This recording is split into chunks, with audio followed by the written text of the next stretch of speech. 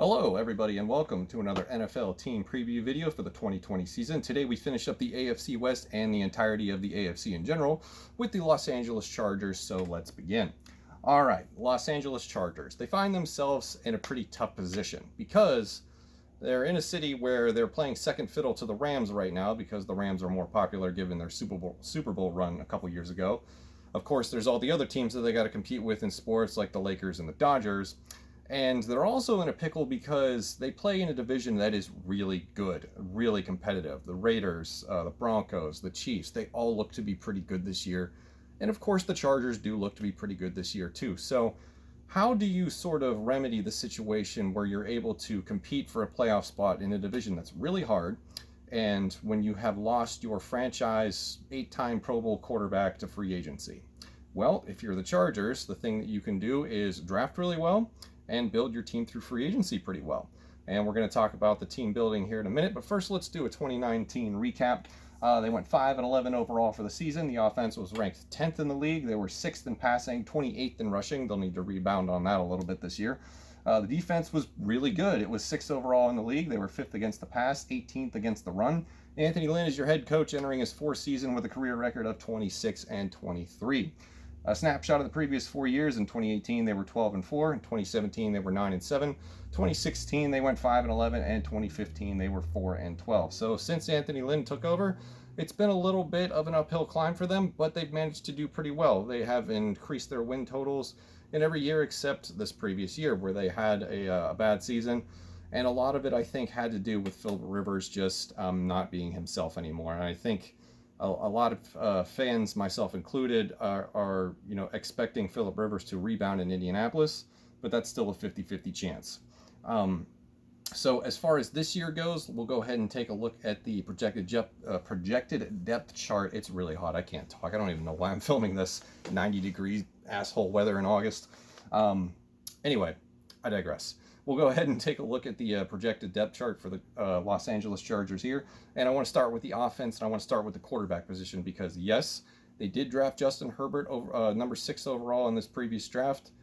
He is the new blood to be the new face of the franchise, but I don't anticipate him being the starter anytime soon, at least for the foreseeable future, for a number of reasons. Number one, no preseason, so he's not going to have sort of the ample opportunities that previous rookies have had to get acclimated with their offense and their teams. Tyrod Taylor is a pretty good veteran. If you sort of ignore that time he spent with the Browns, you have a pretty established veteran quarterback who can step in and be sort of a Teddy Bridgewater in this situation, where I think Tyrod played pretty well with the Bills, and he just got a bum deal in Cleveland. And honestly, it's not his fault for what happened in Cleveland. Nobody was going to be able to take that team to victory. Baker Mayfield, the jury is still out on him. So for the quarterback position, for the time being, I expect Tyrod Taylor to be the guy until they decide to make a change somewhere in the middle of the season. And that's going to be difficult to sort of pinpoint where that's going to be because the schedule is pretty brutal, and we'll get to that in a minute. But first, let's finish the depth chart. So for the running back position, of course, we don't have Melvin Gordon in town anymore, so you're left with the trio of Austin Eckler, who figures to be the starter. Justin Jackson is a more than capable backup, and in the draft they got Joshua Kelly out of USC, who I really do like. So this backfield is pretty good, and they're pretty diversified. I think they'll be able to contribute well to this offense. For your receivers, you've got Keenan Allen and Mike Williams returning.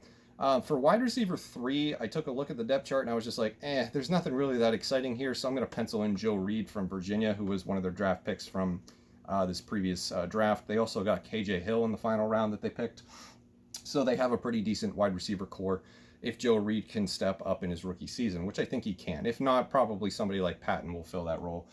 For the tight end position, we of course have Hunter Henry, who is one of the more underrated tight ends in the league. And I say that only because a lot of the attention goes to guys like George Kittle and, of course, I almost said Bruce, Rob Gronkowski. I don't know why I keep mixing up those names. I've done that in 2 videos already. But I think he's more not as well, not as much of a household name as the others because he has missed time with injury. For the offensive line, they went out and got Brian Bulaga in free agency from the Green Bay Packers. Now, when they signed him, I went on the record thinking, hey, he's going to play right tackle because the Chargers want to draft Tua Tagovailoa. And I was this close to being right, but Tua got picked 1 pick ahead of the Chargers. So they had to settle for Justin Herbert, who was probably the guy they wanted all along. I mean, they'll never admit to that either way, but at the same time. So this means Balaga will play left tackle. And for the rest of the offensive line, we have Feeney, Pouncey, who missed a lot of time last year with injury. We have Trey Turner, who comes over in the trade with the Panthers for Russell Okung. And we have Tavy as your right tackle. So the offense is pretty good. I think if we can get some decent quarterback play, this team can be 500 given what the tools that they have on offense. It's a really, really nice setup for Justin Herbert to be walking into. The only downside is he doesn't get the normal offseason OTAs, mini camp, rookie camp, training camp, preseason games that rookies in the past have gotten. If he had all of that available to him, I would expect him to win the starting job. But, you know, it's probably the smarter decision to go with Tyrod Taylor. And I believe Anthony Lynn is on the record in the past few days, having said that it's a probability that Tyrod Taylor will be the starter to begin the season. Moving on to the defense. Now, this is the bread and butter of the Los Angeles Chargers, and I just want to, you know, quickly address the rest of the league. What are you doing? Why are you asleep at the wheel letting them get away with this? Because this is ridiculous. A couple years ago, you let Derwin James fall to 17th in the draft. 17th. I couldn't believe it. He was the best safety in that draft, and you let him get all the way to 17, and now this team has him, and this defense is really good. This is one of the best secondaries, I think, in the league, at least in my opinion. Feel free to debate me on that. So you, of course, have Derwin James. You have Jenkins. Chris Harris comes over in free agency from the Denver Broncos. Still a really good player. You've got Hayward on the other side. We've got Melvin Ingram. And, of course, they traded back into the first round to get Kenneth Murray to help alleviate the run defense problems that they had last year. That is a big addition to this team. I wasn't a fan of the value of that trade. Of course, they gave up a lot to go get him. But at the same time, if you really like a guy, do what you got to do and go get him. Vigil and Nwosu are the other linebackers I have penciled in for your defensive line. We have Bosa, Linval Joseph, and Jones to round out the front seven. Now, Linval Jones is a critical key acquisition that they got in free agency from the Minnesota Vikings, because that is another player that is going to be able to help stuff the running lanes and help improve this run defense. This front seven looks a lot more formidable than it did last year. Now, keep in mind some of these additions. They got Chris Harris, Linval Joseph in free agency. They got Kenneth Murray in the draft. Those are players they didn't have last year, and this defense was 6th overall. So that means, at least to me, in my mind, with this front seven being that much better, this secondary already being one of the best in the leagues thanks to Derwin James, and now you have Chris Harris added on to that, this defense could be really good. And they're going to need to be really good to win games in this division because the offenses have loaded up. This is an arms race in this division where everybody's trying to be the Kansas City Chiefs and light up the scoreboard. So that is your projected depth chart for the Los Angeles Chargers. I've done very well not calling them San Diego so far. I've done very good. Let's finish this video without making that mistake.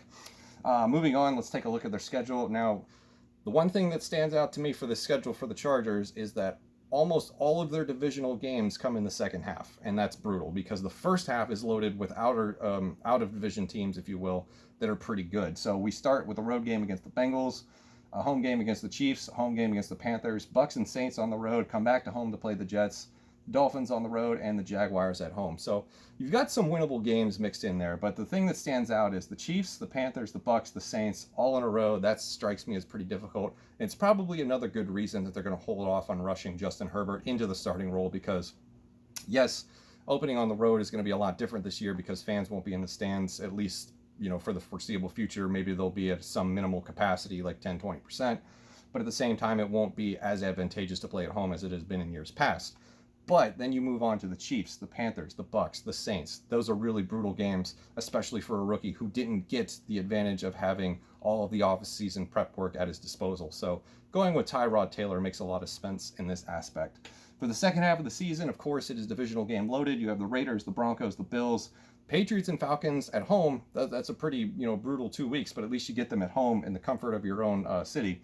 And then we have the Raiders on the road, the Broncos at home, and we end the season with the Chiefs on the road. So I almost said the Raiders. The Chargers are going to need to do pretty well in the first half of the season to set them up for success. If they don't do well in the first half, they're going to be playing from behind, and they're going to be in a division, loaded with offensive talent, trying to keep up with the rest of them. So I anticipate the Chargers doing better this season. This could be the team that surprises a lot of them, but it's going to depend on quarterback play ultimately.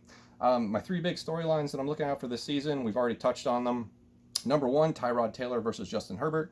Tyrod Taylor is the presumed starter. How long of a leash does he last? And when Justin Herbert comes in, is he going to have the tools that he needs to be able to get this done, at least on paper? I think the answer is yes. The second big storyline is the running game. We don't have Melvin Gordon anymore.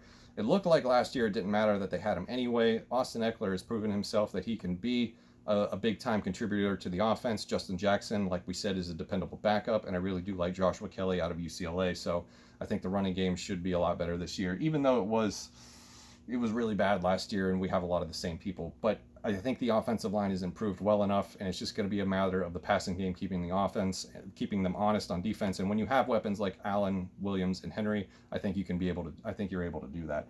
The final big storyline is just the health. I mean, Pouncey, I almost said, yeah, Pouncey missed a lot of games last year. Henry's missed games. Keenan Allen has, a well-documented injury history. So can all of these players stay healthy? And that is kind of, we can say that about any team in the league, but I think for the Chargers, it's pretty critical because you have invested a lot in this sort of talent that we have here. And we're just a quarterback, some decent quarterback play away from talking about them being a serious contender. So this is a loaded division. It's going to take a lot for the Chargers to win it.